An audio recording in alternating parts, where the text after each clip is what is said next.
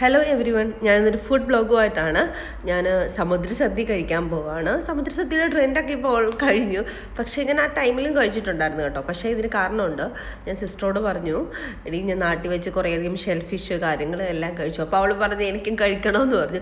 അങ്ങനെ ഞങ്ങളൊന്നും ഓർത്തില്ല, ഒന്നും നോക്കില്ല, ഞങ്ങൾ നേരെ കരാമ പിടിച്ചു.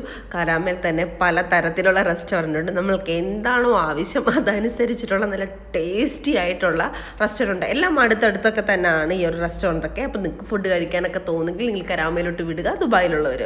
പിന്നെ നാട്ടിൽ ഇങ്ങനൊരു സീ ഫുഡ് കാര്യങ്ങളൊക്കെ അതിൻ്റെ ആവശ്യമില്ല. ഞങ്ങളുടെ അവിടെ ഫ്രഷ് കാര്യങ്ങളെല്ലാം ഫിഷ് കിട്ടും, നമുക്ക് എന്നെ വീട്ടിൽ ചെയ്യാവുന്നേ ഉള്ളൂ.